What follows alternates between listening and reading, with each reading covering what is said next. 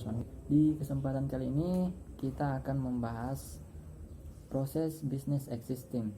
Adapun studi kasus kami yaitu sistem proses bisnis penjualan HP dan aksesoris pada bulky store. Oke, dalam tugas yang diberikan mata kuliah analisis proses bisnis, yaitu di dalamnya terdapat diagram bisnis proses, overview bisnis proses, dan organizational proses. Oke, sebelum kita beralih ke 3 poin tersebut, baiklah, di sini terlebih dahulu saya akan menjelaskan sedikit tentang BPMN. Dalam pemodelan proses bisnis dengan BPMN, BPMN itu sendiri adalah standar untuk pemodelan proses bisnis yang menyediakan notasi grafis untuk menentukan proses bisnis dalam proses bisnis diagram. Didasarkan pada teknik flowchart yang sangat mirip dengan diagram aktivitas dari Unified Modeling Language atau yang sering kita kenal dengan sebutan UML atau metode UML. Oke, kita membahas diagram bisnis proses. Teman-teman bisa lihat di sini model dari diagram bisnis proses di toko bulky store. Oke, adapun skenario nya yaitu bulky store adalah toko penjualan HP dan aksesoris HP yang terletak di BTN Tahua. Di Kolaka menjual berbagai model atau tipe HP dan aksesoris. Toko ini sudah mulai melakukan penjualan atau berdiri sejak tahun 2017 dan melakukan penjualan langsung ke toko. Jadi pembeli langsung datang ke tokonya untuk melakukan pembelian, dan juga pemilik atau bagian penjualan memasarkan produk melalui jejaring media sosial. Dan toko bulky store sendiri dipimpin oleh pemiliknya sendiri dan 1 orang tambahan di bagian penjualan.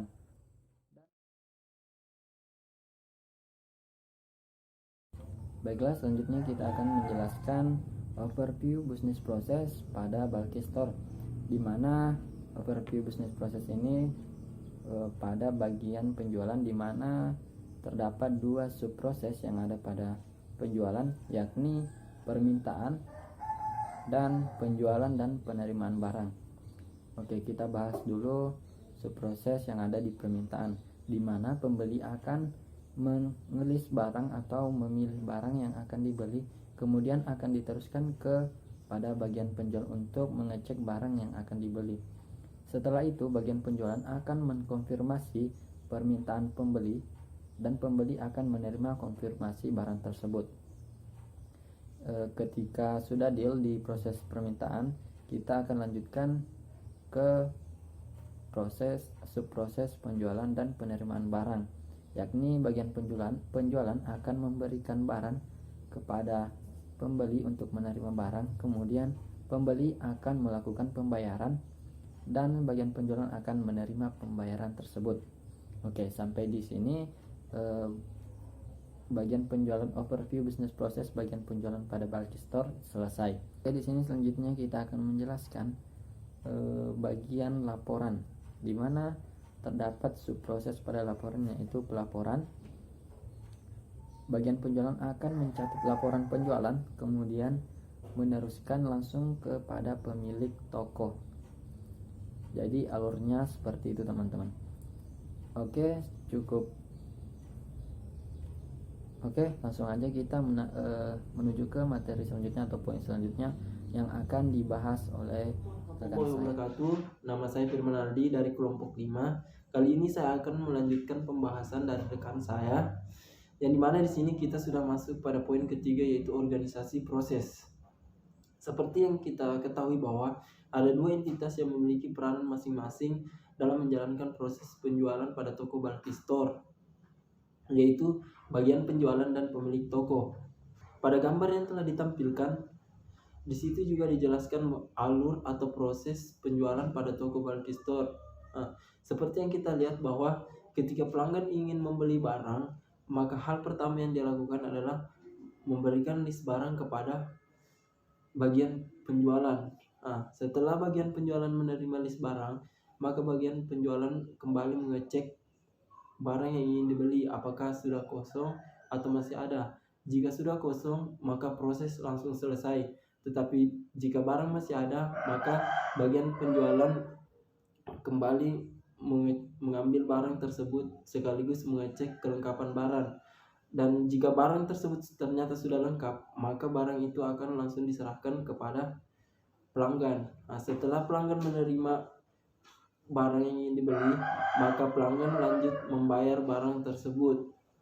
Setelah kepada bagian penjualan, pembayaran telah selesai, maka bagian penjualan kembali mencatat laporan penjualan, yang dimana laporan penjualan ini akan diserahkan kepada pemilik toko.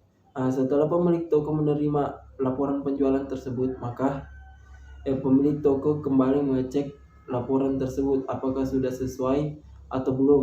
Jika belum sesuai, maka bagian penjualan kembali mencatat laporan penjualan tersebut. Tetapi jika sudah sesuai, maka laporan tersebut akan disetujui oleh pemilik toko dan proses selesai.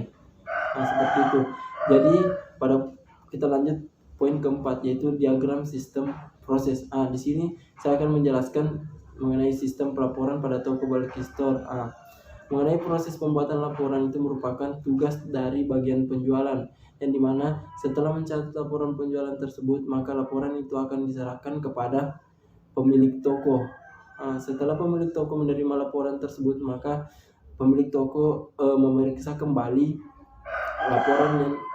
laporan tersebut. Jika sudah sesuai, maka laporan tersebut akan disetujui oleh pemilik toko dan proses langsung selesai.